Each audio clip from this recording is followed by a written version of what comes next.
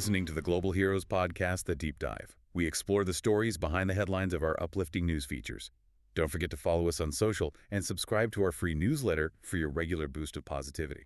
Okay, so when we talk about Canadian film festivals, everyone's mind usually jumps straight to TIFF. Yeah, absolutely. It dominates the conversation. But we've been looking at this rising star, actually, London, Ontario's Forest City Film Festival, the FCFF, and it's hitting its 10th anniversary, which feels like a pretty major milestone. It really is. 10 years is significant for a festival like this. So today, we want to kind of unpack how this, midsize festival grew so fast. It runs October 24th to November 2nd this year. Right. And figure out what makes its lineup, especially for this anniversary, unique and maybe even vital for Canadian film. And what's really fascinating, I think, is that its growth wasn't, an accident. Oh. No. It was founded back in 2015 by Dorothy Downs, the executive director, with a really specific mission to nurture Canadian culture. Yeah, but specifically by spotlighting filmmakers connected to southwestern Ontario. So very regional focus. Exactly. It's less about being this huge international showcase and maybe more about building up the talent right there, a regional pipeline. And that focus, that commitment, it seems like it's really paid off in terms of growth. Definitely. I mean, it started pretty small, just a few screenings. Right. But this 10th season, it's huge. We're talking nearly 100 films across 10 days. Wow. Over 70 screenings. And importantly, they're giving audiences a second look at 14 films that just premiered at TIFF. Okay, that's actually a big deal. Getting those buzzworthy TIFF films to London right after, that takes some doing for a regional fest. It shows real maturity, logistically, and in terms of industry connection. And speaking of industry, look at their investment side. That's where FCFF really shifts gears, I think. How so? Well, consider opening night. Yeah, they celebrate local music videos, which is great. But the big news is the announcement of the Ontario Screen Creators Conference pitch prizes.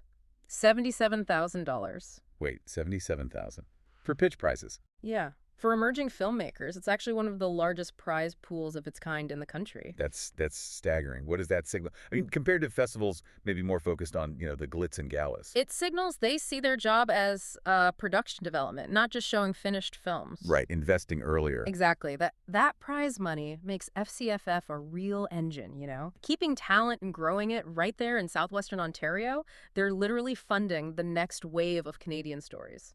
That is genuinely impressive. But okay, let me ask about branding then. Right. Because they're giving the 2025 Lifetime Achievement Award to David Shore. Creator of House, The Good Doctor, huge global hits. Exactly. And last year it was Victor Garber, also London-born, big-name actor.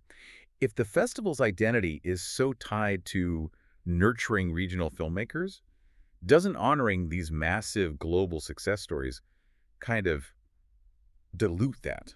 It's a fair question, but Dorothy Downs has talked about this. Shore is a prime example of someone with regional roots achieving global impact. So by honoring creators behind the camera, like Shore, who started there, they're actually reinforcing the message. Look what can come out of southwestern Ontario. It's about inspiration, not dilution. Proving the model. Ah, I see that connection. Okay, that makes sense.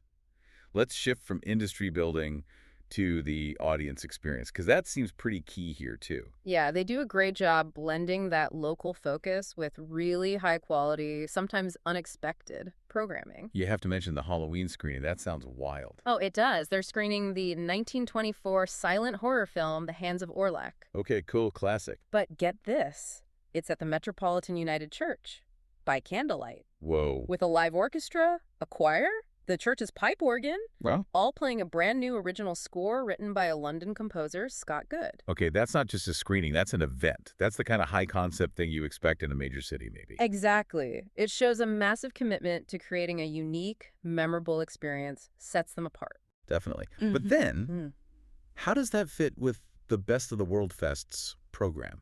Because they're also bringing in winners from, Cannes, Berlin, Venice, TIFF. Right. Seems like a jump from super local horror event to global art house hits. Well, I think that's the strategic link. By bringing those acclaimed international films to London films that audiences there might otherwise never get a chance to see on a big screen. Yeah, outside Toronto or Vancouver, it's tough. Exactly. They elevate the whole local film scene. It keeps the regional audience connected to the bigger global conversation about film. So FCFF offers both things, homegrown talent and world-class curation. So wrapping this up for you, the listener, Mm-hmm. what's the big takeaway?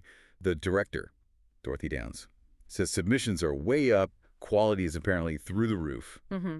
and they offer this world-class content, but maybe with a more, I don't know, intimate, high-touch feel Yeah. than the giant festivals. Yeah, exactly. And it leads to a kind of provocative thought, doesn't it? Yeah. Well, given FCFF's success, using its regional identity to drive investment, create unique experiences, nurture talent, does the real future of film discovery maybe lie more in these focused mid-size regional festivals? Instead of just the huge city ones. Yeah, something to think about. Maybe that specialized, community-driven approach is where the most interesting things start to happen. We definitely encourage you to check out their full program. Where can people do that? Just head over at fcff.ca. That's it for today's Deep Dive. Want more? Stay connected with global heroes through our newsletter and socials.